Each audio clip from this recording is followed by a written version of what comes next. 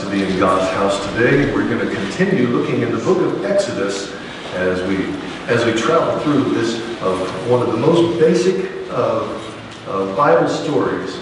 And we're looking through and finding just an amazing amount of things that God would want us to know and want us to learn. We looked at how the tabernacle was built to be kind of a recreation of the Garden of Eden. And the parallels there between the tabernacle worship and the Garden of Eden are really amazing. And this is another one of those parallels, because not parallels. This is another one of those parallels, because as we see the story in the Garden of Eden, they made something beautiful. God made something beautiful so that he could commune with his people. And then they blew it. They didn't even get 3 chapters into the book, and they have already blown it. And sin entered into the perfect world. Well, this is a story in Exodus 32 that makes that parallel. See, we have Moses and the other leaders. They have gone and entered into a covenant with God. They have gone up and had a relationship started with God. The other leaders went up on the mountain. Remember, they had a meal together. God gave them his law. They agreed to it. They said everything God says we will do. And then they saw God and they worshiped God and they had a meal with him and everything seemed great. The leaders went down. The majority of the leaders went back down to the people. And then Moses was called to go up further with God. He said, come up here, I'm going to give you the written instructions, and we'll spend some more time together. So Moses went up on the mountain with Joshua. They went further up. Aaron and his 2 sons and the 70 of the elders, they went back down to the people.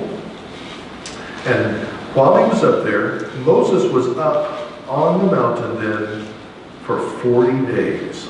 40 days he had gone up there and he was communing with God. He had gone up into the top of Mount Sinai and communing with God, and he was getting the written instructions, which included the 10 Commandments and all those other laws that we talked about, and the instructions on how to build the tabernacle. All that stuff was going to be written down for him, and that's what we call the Book of the Covenant. And all of these things were going along. And our story then today is meanwhile back on the ranch. Meanwhile back on the ranch, we get a picture of what's going on down at the foot of the hill. Chapter 32. The people saw that Moses delayed in coming down from the mountain. They gathered around Aaron and they said to him, make us a God who will come before us, because this Moses, the man that brought us up from the land of Egypt, we don't know what's happened to him. Right away, we see the people have started griping and complaining. And they're griping and complaining here. They demand a God. You know, if you look at some of the scientific journals and websites and stuff, they will show and they will proclaim that human beings have been around in the modern form for about 200,000 years. That's the going number that they're going for. 200,000 years when they're finding fossils and dating them. And they say, well, human beings have been around for 200,000 years, and the God of the Bible didn't come around till about 6,000 years ago. So for the majority of the time that human beings have existed on this planet, they didn't need God. That's the line that is being broadcast out there. So we have to counter, first of all, how do you know how old stuff is? You know? There's really not a whole lot of ways that you can accurately tell how old something is. Because I can take my black guitar, it's in the other building over there. My black guitar, I take it up to show some kids, and I'll say, this guitar is older than you are. And they go, wow. And even though they're only 10 years old, they think that's wow. They think 10 years is a long time. But I tell them, this guitar is older than my oldest son. I got it before we had a baby. It was right after we got married, and I got that guitar. But since I never wear belt buckles when I play it, and I take a little rag and wipe off the fingerprints, that guitar is still shiny and still looks like it's pretty new. So if you look at it, you think that guitar is a week old. Well, no, it's 30 years old. And by the same token, if I'm cleaning up in my backyard and I scratch the surface a little bit and I pull up a little fire truck that's been in the backyard, that thing looks like it's 100 years old. But actually, one of my kids buried it there, so it's only a few years. Okay? But being buried out here in West Texas, in the desert with the elements that go on it, the heat and stuff like that, it looks a whole lot older than it really is. Okay? And usually the way they figure how old something is happens to do with this element called carbon-14. And they say carbon-14 dating is shown 200,000 years old. Well, that would be accurate, except the level of carbon-14 in the environment is not a constant.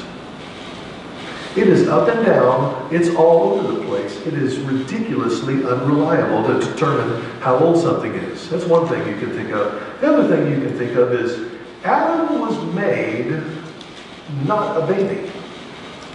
Adam was created a full-grown human. When you get up to heaven, you'll be able to recognize him. He doesn't have a belly button. Okay?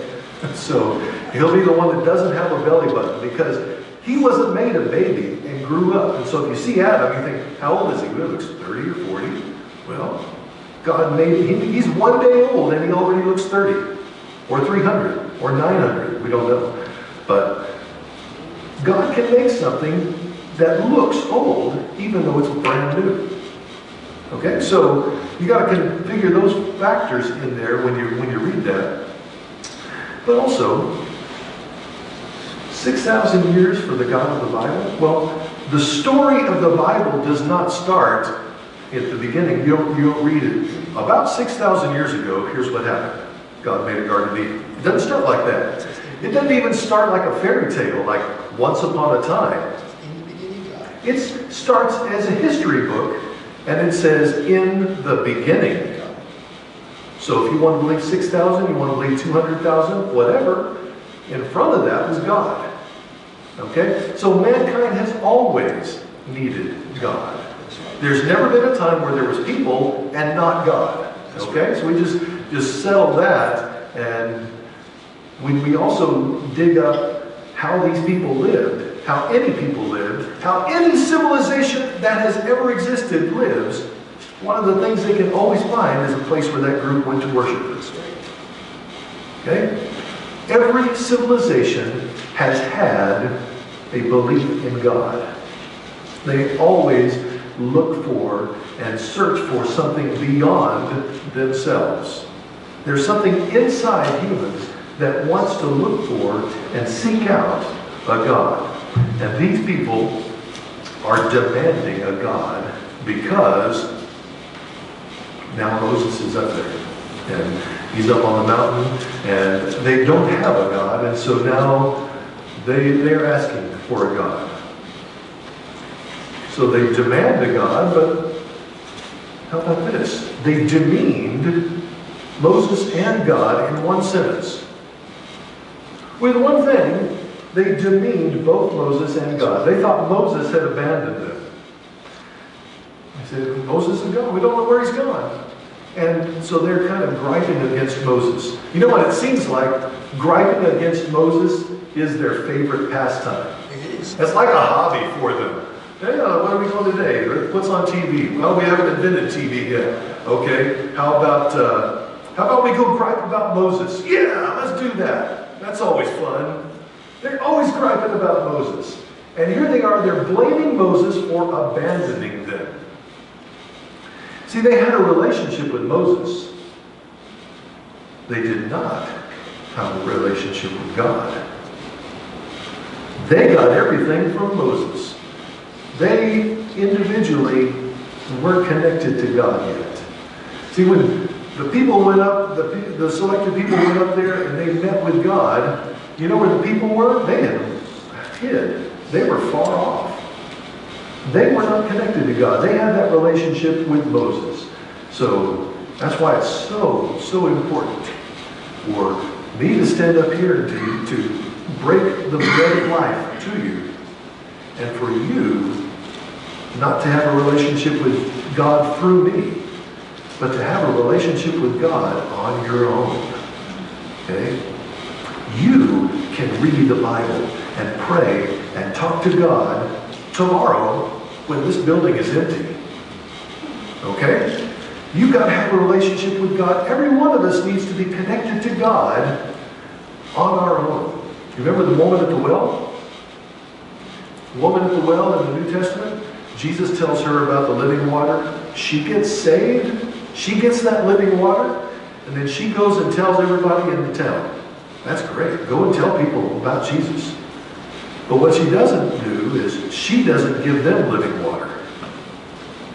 She said, come and I will show you where you can get it also. So everybody in the town had to come straight to Jesus and get it from Jesus. There's no such thing as secondhand living water. Okay? That doesn't. There's no resale store for the Word of God, for the bread of life.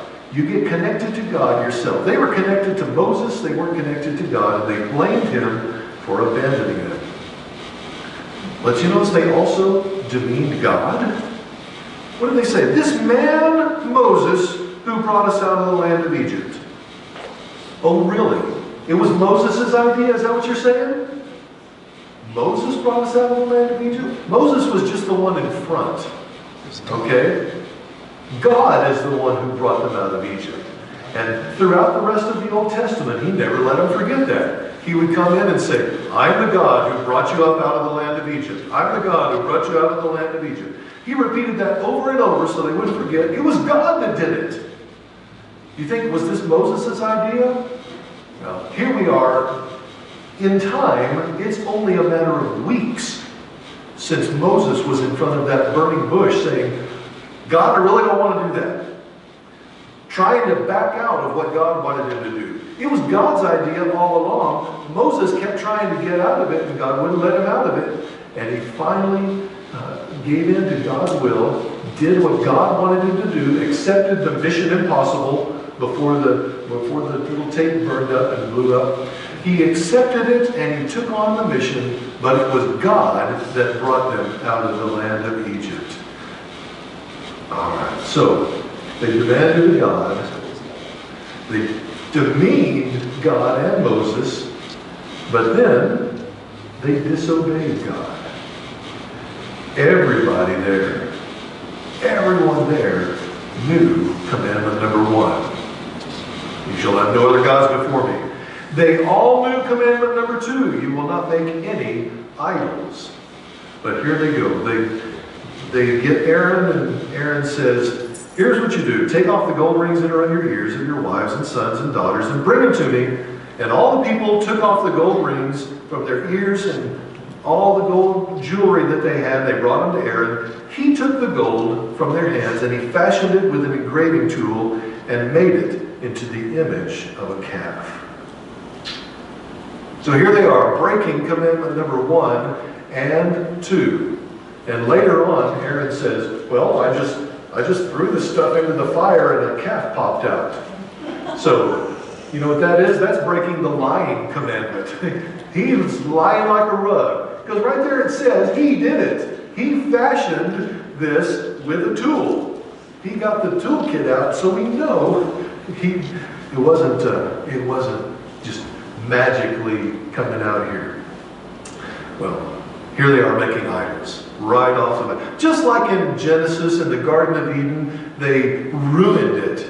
Here they had just made a covenant with God and already they're breaking it. They're already ruined. And we may not be bowing down to calf idols in our homes today. If we raise our hands around the room, there's probably not many of us that have an idol of a calf in our house, a bull idol. We probably don't do that. But that doesn't mean that we are free of idolatry. Human beings, we want to make idols all the time. We're all back in that first category, saying we demand a God. We want something to worship. The most popular idols that are floating around in our world, things like money, toys, sex, romance. We make idols out of all these. We make idols out of approval, making sure that everybody likes us and gets on with us. And skill. What about skill, or especially athletic skill? We make an idol out of a person just because they're a good athlete or a good singer. How amazing is it that they even have a singing contest for people who want to become idols? We're just prone to want to build idols and to make idols. Aaron picked a bull here. He made a calf idol. So you got to think, where does he get this kind of an idea? Well, they had just come from Egypt. If you go down to Egypt and you start looking on the walls of those pyramids and some of those buildings, you're going to find pictures of the things that they worshipped, and you're going to find a picture of a bull there. Apis is the god that they worshipped in the form of a bull. Or if you go a little further up north, up into Canaan, you're going to find that they worshipped bulls up in Canaan, because Baal, that was the main god that they had up there, that we're going to see later on in the Bible, he was supposedly one that would come down sometimes and take the form of a bull. And so they would worship bulls because bulls are strong and bulls are fertile, and so you want your fields to grow, and you want your family to be strong. You worship the Baal, the storm god that would sometimes take the form of a bull. Bulls are still worshipped. That part of the world, and then further east, like down toward India, cows and bulls, they're still considered sacred, even in the world here we are in 2021. So these things are not old. I mean, they're not new. They're old. They've been around all this time. But we're going to see idolatry is not really about the statues, is it? So could have been a calf. It could have been anything, any shape that they had made. Whatever the statue is, doesn't really matter, because idols are imaginary gods. They're make-believe. There's the real God, in the beginning God, that one, the one that made the whole world, and then everything else you worship is a figment of your imagination. It's just like the imaginary friend that the kids have. It doesn't exist. Okay? How foolish would it be for somebody to take their cash? Say, I got a big load of cash, and I would like to take it down to the bank and ask them, can you trade all these $100 bills into Monopoly money for me? And they would look at you, why would you want to do that? I got to trade it into Monopoly money because I may want to play Monopoly sometime, or I may want to go buy something. You can't go buy anything with Monopoly money. All you can do is play Monopoly. Okay? It's not real. These are imaginary things. Or what if I take a bar of gold? Let's make it even sillier. I'm going to have a bar of gold. What can I do with this bar of gold? I'm going to see if I can exchange this for expired Whataburger coupons. Ridiculous. That's taking something that is very valuable and trading it for something that has no value at all. That's what they were doing. They had the real God. They had a covenant with the real God, and they were trying to trade it for something that was a figment of their imagination. Just a lump of gold and metal, and it was worth nothing at all. Idolatry is not about statues. Idolatry is about the heart. It's all about the heart. It starts in the heart. This story was recalled by a guy named Stephen. Stephen was one of the greatest preachers in all of Christendom. And he only got one sermon. Only got one chance to preach. Because it made everybody so mad that he got martyred on his first sermon. But the Holy Spirit used Stephen in a powerful way. And in that sermon in Acts chapter 7, he said that their hearts turned back toward Egypt. Idolatry is an issue of the heart. It's not a matter of the metal, it's not the statue, it's a problem in the heart. Here it is, Acts chapter 7, verse 39. All right. Idolatry is a matter of the heart. Idolatry is worship gone wrong. Let me show you how it's gone wrong. Worship has gone wrong. Look at verse 1. The people said, "Make us a god." True worship doesn't start with people. True worship starts with God. God is the one that calls. We're the one that takes the call. God is the one that knocks. We're the one that lets him in. Worship, true worship, a relationship with God is God's idea. And God starts the ball. God starts the conversation. And we are the ones who responded. Oh, how I love Jesus. Why? Because he first loved me. Okay? True worship starts with God. It doesn't start with man. And true worship has voluntary offerings. See here in chapter 2, or verse 2? He says, Aaron said, take off the gold rings. Take the ears, take your earrings, and bring all of your offerings to me. He was commanding them. He was requiring them. True worship is voluntary. It's not coerced. No one can force you to worship. People can force you to go to a building. People can force you to give up your money. I mean, the government does that to us all the time. Pay your taxes. Okay? The government can force you to do this. People might force you to go into this and bow down to whatever, but they cannot force you to worship. That is only a voluntary thing, and it's a matter of the heart. And that is all. Grace is free, but all of the devil's religions have a price tag. Every one of them costs money. Okay? If you believe in crystals and how the crystals are going to change your life, you've got to send off $39.95 to get your special crystals to come in and they can help fix your life. But then, things start going wrong. What do you got to do? You got to go and get those crystals recharged. You're going to have to pay them a fee to recharge your crystals. And take them up to some Native American site and they'll say some stuff over. You got to pay those guys. And if you want the next and the newest improved thing, you got to keep paying over and over and over again. We call that the New Age movement. Everything in the New Age movement has a price tag. God's grace is always free. Always free. No price tag.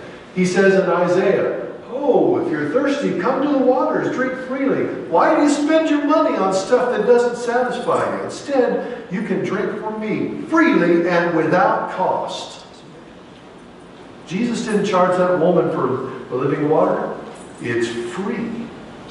Okay? God's grace is always free. The devil's religion has always got a price tag. True worship is never directed toward something that is made. It's directed toward the one who made it. All right, think about this. Here they are. What did they make that idol out of? Gold? Precious metal? Where did they get it? God made the gold, right? God made that metal. That's an element and God created it. Okay? They just took it and shaped it. Okay? They decided to make it in the form of a bull. Where do bulls come from? Where do cows come from? God makes them. Okay? And then we read in Psalms how they traded this for it says a grass-eating ox. Where does grass come from? What's that bull going to eat? God's making the grass. Okay? Let's even wrap it back a little bit further. Who's doing all this? Who's got the engraving tool? Who pulled out his little tools there and crafted it? That's Aaron. Where did Aaron come from? Aaron, God made Aaron. God made Aaron, God made the gold, God made all kinds of bulls and grass for the bulls to eat. And yet, they're going to worship all that stuff instead of the one who made all that stuff. They're going to trade the truth for a lie. They're going to worship something that was made instead of the one that made it. True worship does not trade the truth for a lie. True worship does not worship the creation instead of the Creator. So, idolatry is not about the statue. Idolatry is worship gone wrong. Idolatry leads to debauchery. Now that's a big fancy word. We'll break it down for you a little bit. Verse 5 and 6.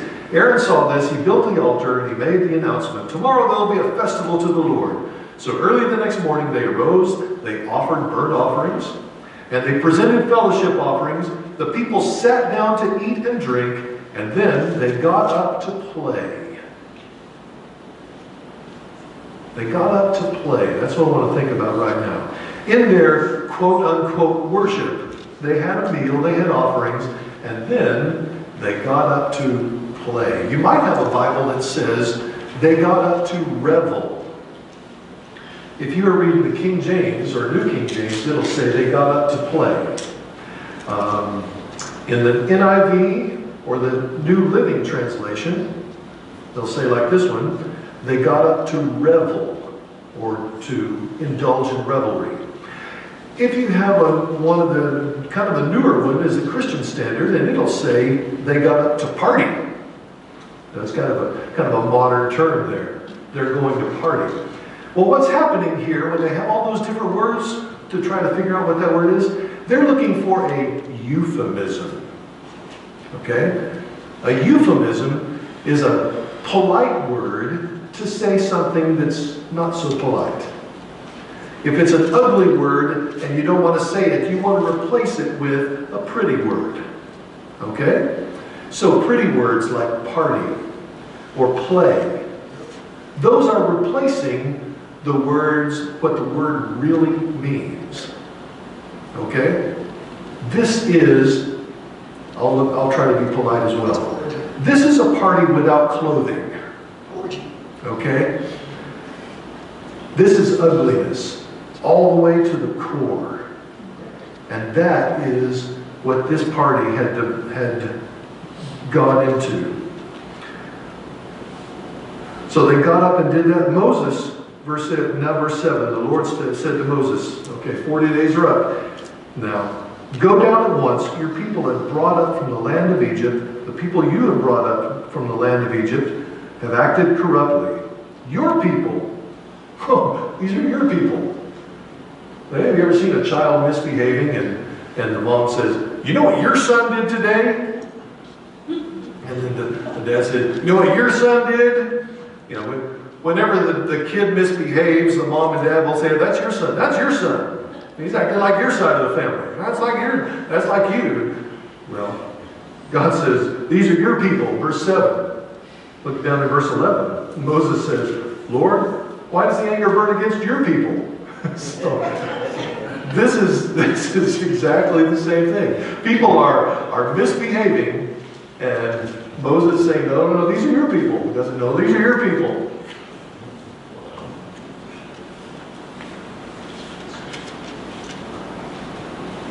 Idolatry leads to debauchery. Idolatry is worship gone wrong. But idolatry is often syncretism. I know that's It's another big word there. That means they're mixing things together. When Aaron did this, he brought this calf out, and he said, look in verse 4, Israel, this is your God who brought you up out of the land of Egypt. So if you asked any of those people there, what are you doing? Well, we're worshiping Yahweh. They're looking at the bull and they're saying, we're worshiping Yahweh. They were mixing real worship of Yahweh with worldliness and other forms of worship. They were mixing these things together. He told them that that calf idol was actually the real God. So they're mixing them together. And a lot of the problems that we see all throughout the Bible are people mixing real worship with worldly ideas and worldly problems and other worship and evil worship, mixing those things together. And that is never going to work. So you can't mix anything with something that's pure. If something is pure and you mix something that's impure, what you got is something that's impure. See? And later on, we're going to see probably about a third of the way in here, there's a guy named Jeroboam. And they have the nation of Israel splits into two nations, north and south. And the northern nation, he says, I want to have our own country, but everybody keeps going down to the other south country to worship, and they take all their money and give it to that temple. We need to have our own temple up here so that we can keep all that money close. Okay? Kind of the same reason that there's a Church of England and broke away. They wanted to have their own worship, and so, well, we just have to have our own temple. Well, we'll have to have our own God too. And so they made Jeroboam, he made an idol. And you know what his idol was? He was a calf. And you know what he said when he made that calf? This is the real God. This is the God who brought you out of the land of Egypt. It wasn't true for Aaron. It's not true for Jeroboam. There's no way you can mix things that are supposed to stay apart. True worship and worldly issues, worldly worship, they just don't mix. Some things just don't mix like that. You've heard about oil and water, right? Truth and error do not mix. That's why we read the Bible, we don't believe, well, there's plenty of errors in the Bible, aren't there? No. The Bible is truth with no mixture of error. Otherwise, you'd have to trust me to tell you which parts are good and which parts are not. It's all good. It's all good. It's the Word of God from Genesis to Maps. And we just believe it. We take God at His Word and we trust Him. No.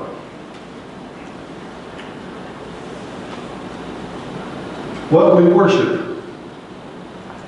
I'm behind on my clicker, aren't I? Can't worship God in the wrong way. What we worship, we tend to look like. We resemble what we revere. We tend to shape our thinking based on our worship. We start to look like what we're worshiping. We start to whatever we worship becomes the most important in our lives. And whatever we worship, that starts to shape how we make our decisions here. Look at Psalm 115. This is talking about idolatry, talking about this incident here. Idols are silver and gold, the work of men's hands. They have mouths, but they do not speak. They have eyes, but they don't see. They have ears, but they do not hear. They have noses, but they do not smell. They have hands, but they can't handle and touch. They have feet, but they don't walk. They don't mutter through their throat. Those who make them are like them. So we make an idol, and then the idol makes us. God tells them in verse 9, I have seen this people. You see what he calls them in verse 9? They are a stiff-necked people. You know what a stiff-necked? Why would they call somebody stiff-necked? Because stiff-necked means you've got a bridle on it, and you're pulling the reins, pulling that lead rope, and it's stands still, it's not going to be moved. In other words, it's an ox that you can't steer. It's a donkey that's not going to be led. He was saying they look like they're acting like cattle. How about that? Let's go a little further. Look down to 25, verse 25. Moses saw the people were out of control. You know what else gets out of control? Cows. Look at verse 34. Now go lead my people to the place. You know what else has to be led? Cows. Look, think all the cowboys herding up the cows and driving them along. They have to keep steering them. They're acting like cows. They're acting like cattle. They have started to become what they're worshiping. When Hosea was laying out his case against Israel, he says in Hosea 14, Israel has become like a cow. See that in the book of Hosea. We tend to act like what we worship, what we want to do. We want to let whatever we think is important change us. We need to make Jesus the most important. Whatever is shaping our thinking, when worship shapes our thinking, we need to let Jesus shape our thinking. Whatever we worship tends to affect the decisions that we make. We need to let Jesus make our decisions. We need to worship Christ, not a cow. Let's pray. Jesus, we love you so much. We're so thankful for your work in our lives. We know that you are active. We know that you are involved in our world. And we want to be yours and be supple to your hands. We don't want to be stiff-necked. We don't want to mix in all of the worldly ideas that float around us and the false worship and the false teachings that are just permeating our environment. We want to get our true teaching and our true worship right from you. And we want to obey you. We want to take your words and take you at your word and express to you in perfect obedience the love that we have for you. This is our true worship. In your name we pray.